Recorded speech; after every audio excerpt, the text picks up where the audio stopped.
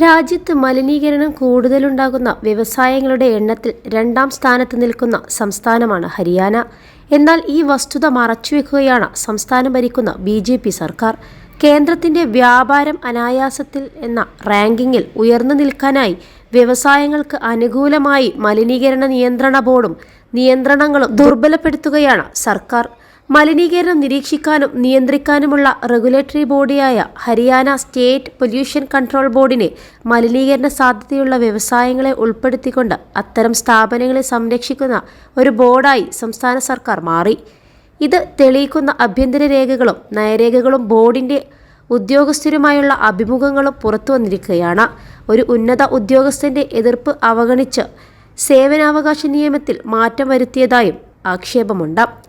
സേവനാവകാശ നിയമപ്രകാരം സമയപരിധിയിൽ വീഴ്ച വരുത്തിയതിനാൽ ഒന്നിലധികം ഉദ്യോഗസ്ഥർക്കെതിരെ കുറ്റപത്രം നൽകിയിരുന്നു. മലിനീകരണമുണ്ടാക്കുന്ന വ്യവസായങ്ങൾക്ക് അനുമതി നൽകുന്നതിനായി യാഥാർത്ഥ്യബോധമില്ലാത്ത സമയപരിധി നിശ്ചയിച്ചുവെന്നും കൃത്യമായ ജാഗ്രതാ നിർദ്ദേശങ്ങളെ അട്ടിമറിച്ചുവെന്നതുമാണ് അവർക്കെതിരെ ആരോപിക്കപ്പെടുന്ന കുറ്റം. 2016 കേന്ദ്രത്തിന്റെ ബിസിനസ് റിഫോം ആക്ഷൻ പ്ലാനിന് അനുസൃതമായാണ് ഹരിയാന മുഖ്യമന്ത്രി മനോഹർ ലാൽ ഖട്ടർ ഇത്തരം മാറ്റങ്ങൾ വ്യവസായങ്ങൾക്ക് അനുകൂലമായി കൊണ്ടുവന്നതെന്ന് മലിനീകരണ നിയന്ത്രണ ബോർഡും മുഖ്യമന്ത്രിയുടെ ഓഫീസും തമ്മിലുള്ള ഇടപാടുകളെക്കുറിച്ചുള്ള ഫയലുകൾ സൂചിപ്പിക്കുന്നു. പരിസ്ഥിതിയെ നേരിട്ട് ബാധിക്കാൻ സാധ്യതയുള്ള വ്യവസായങ്ങൾക്ക് അനുമതി നൽകുന്നതിന് ബോർഡിന് അനുവദിച്ച സമയം ഗണ്യമായി കുറക്കുന്നതിനായി നിയമത്തിൽ മാറ്റം വരുത്തി. അതിലൂടെ ഒരു പ്രദേശത്തെ മലിനീകരണം നിയന്ത്രിക്കാൻ ചുമതലപ്പെടുത്തിയിട്ടുള്ള ഏക റെഗുലേറ്ററി ബോർഡായ സംസ്ഥാന സുതാര്യമായ കൃത്യനിർവഹണത്തിൽ നിന്നും തടസ്സപ്പെടുത്തുകയായിരുന്നു. അംഗീകാരത്തിനും സൂക്ഷ്മ പരിശോധനയ്ക്കുമുള്ള സമയം 120 ദിവസത്തിൽ നിന്ന് 45 ദിവസമായി വെട്ടിക്കുറയ്ക്കുകയായിരുന്നു.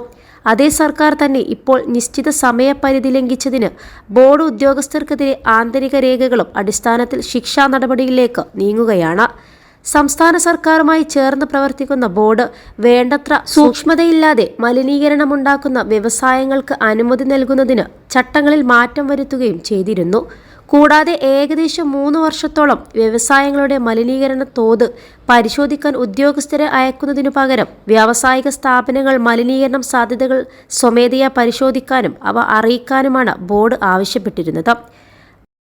+2 ഡിഗ്രി കഴിഞ്ഞവർക്ക് വേൾഡ്സ് ഫസ്റ്റ് AR/VR ക്ലാസ് റൂമിലൂടെ സ്മാർട്ട് ഫോൺ എഞ്ചിനീയർ ആവാം. കൂടുതൽ അറിയാൻ വിളിക്കൂ ബ്രിഡ്കോ ആൻഡ് ബ്രിഡ്കോ. സമ്പദ് വ്യവസ്ഥയെ ഉത്തേജിപ്പിക്കാൻ സർക്കാരുകൾ പാടുപെടുകയാണ്. അതോടൊപ്പം പരിസ്ഥിതിയെ സംരക്ഷിക്കാനുള്ള നിയന്ത്രണ സംവിധാനങ്ങളെ വളർച്ചയുടെ ചോക്ക് പോയിന്റുകളായും ഉദ്യോഗസ്ഥർ കാണുന്നു. ഒരു വ്യവസായം അനുവദിക്കണമോ എന്ന് വിലയിരുത്തുന്നതിനും വ്യവസായങ്ങൾ പ്രവർത്തിക്കുമ്പോൾ അവ ഉണ്ടാക്കുന്ന മലിനീകരണം നിരീക്ഷിക്കുന്നതിനും പരിസ്ഥിതി സംരക്ഷണ നിയമങ്ങൾ നടപ്പിലാക്കുന്നതിനുമായി പ്രവർത്തിക്കുന്ന ഏജൻസിയാണ് സംസ്ഥാന സർക്കാരുകൾക്ക് കീഴിലുള്ള സംസ്ഥാന മലിനീകരണ നിയന്ത്രണ ബോർഡ്. എന്നാൽ ഇത് പലപ്പോഴും ബിസിനസ്സുകൾക്ക് ഒരു തടസ്സമായി മാറുമ്പോൾ ബിസിനസ്സുകളെ പ്രോത്സാഹിപ്പിക്കുന്നതിനായി ആവശ്യ നിയന്ത്രണങ്ങളിൽ മാറ്റം വരുത്തിക്കൊണ്ട് സർക്കാരുകൾ പരിസ്ഥിതിയെ നശിപ്പിക്കുകയാണ് ചെയ്യുന്നത്. ഹരിയാന സേവനാവകാശ നിയമത്തിന് കീഴിൽ സമയബന്ധിതമായ സേവന ദാതാവായ മലിനീകരണ നിയന്ത്രണ ഏജൻസിയെ സംസ്ഥാന സർക്കാർ മാറ്റിയിരിക്കുന്നു. അത് സർക്കാരിൻ്റെ വ്യവസായ സൗഹൃദ തീരുമാനങ്ങളിൽ നിർണായകമായിരിക്കുന്നുവെങ്കിലും ആ തീരുമാനം മലിനീകരണ നിയന്ത്രണ ഏജൻസിയെ ദുർബലപ്പെടുത്തുകയും ചെറുതാക്കുകയും ചെയ്തു. ബോർഡ് ഉദ്യോഗസ്ഥർക്ക് ഇപ്പോൾ പരിശോധനയ്ക്കും മറ്റും തീരുമാനങ്ങൾ കൈക്കൊള്ളാനും പരമാവധി 30 ദിവസമേ ലഭിക്കുന്നുള്ളൂ. അപേക്ഷ നോക്കാൻ, സൈറ്റ് സന്ദർശിക്കാനും പദ്ധതിയുടെ ആഘാതം പഠിക്കാനും പ്രൊജക്ട് സജ്ജീകരിക്കുന്നതിനോ പ്രവർത്തനം ആരംഭിക്കുന്നതിനോ അനുമതി നൽകുന്ന പ്രവർത്തനങ്ങൾക്കും എല്ലാം കൂടിയാണ് 30 ദിവസം ലഭിക്കുക എന്നതാണ് ഇതിന്റെ പ്രശ്നം. 21 ലക്ഷത്തോളം സന്തുഷ്ടരായ ഉപഭോക്താക്കളും 2 ലക്ഷത്തോളം തിമിര ശസ്ത്രക്രിയകളും പൂർത്തിയാക്കിയ മലബാറിലെ ഏക കണ്ണാശുപത്രി Al Salama high hospital, hospital road, Perinthalmanna. മലിനീകരണ നിയന്ത്രണ ബോർഡിലെ ഉദ്യോഗസ്ഥരെ ടൈമർ വ്യവസ്ഥയിൽ പണിയെടുക്കാൻ നിർബന്ധിതരായപ്പോൾ ഡിപ്പാർട്ട്മെന്റിലെ 63% തസ്തികകളും ഒഴിഞ്ഞുകിടക്കുകയായിരുന്നു. ഒരു മാസത്തിനുള്ളിൽ ശരാശരി 50 മുതൽ 60 പരിശോധനകളും നിരവധി മീറ്റിംഗുകളും കോടതി കേസുകളും സാമ്പിളുകളുടെ രേഖകളും അവർ നടത്തിയതായി ഉദ്യോഗസ്ഥർ പറഞ്ഞു. എന്നിട്ടും ചില കേസുകളിൽ അവർക്ക് സമയബന്ധിതമായി ജോലി തീർക്കാൻ സാധിച്ചില്ല. ഈ വർഷത്തിന്റെ ആദ്യ പകുതിയിൽ ബോർഡിലെ ഒരു ഉദ്യോഗസ്ഥനെതിരെ Haryana civil services rules 2016 rule 8 പ്രകാരം 2 ദിവസത്തെ കാലതാമസത്തിന് കുറ്റപത്രം സമർപ്പിച്ചു.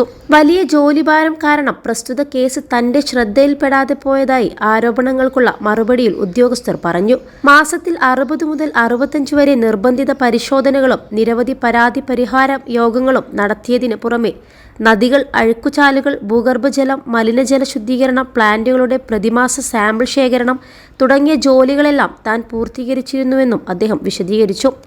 ഉദ്യോഗസ്ഥരിൽ പലരും ഇതിനെതിരെ പ്രതികരിക്കാൻ ആകാംക്ഷയോടെ കാത്തിരിക്കുമ്പോൾ തങ്ങളുടെ മുതിർന്ന ഉദ്യോഗസ്ഥരിൽ ഏറെ പേർ ശിക്ഷയ്ക്കായി അണിനിരക്കുകയാണെന്നും ബോർഡിലെ ഉദ്യോഗസ്ഥർ പറഞ്ഞു. പരിസ്ഥിതിയെ തകർത്തുകൊണ്ട് വ്യാവസായിക കുതിപ്പിനെ പ്രോത്സാഹിപ്പിക്കുന്ന ഇവിടുത്തെ തകർന്ന സംവിധാനങ്ങളുടെ ബലിയാടുകളാണ് അത്തരം ഉദ്യോഗസ്ഥരെന്നും അവർ പറയുന്നു. നിലവിൽ 24 മേഖലാ ഓഫീസുകളാണ് ബോർഡിനുള്ളത്.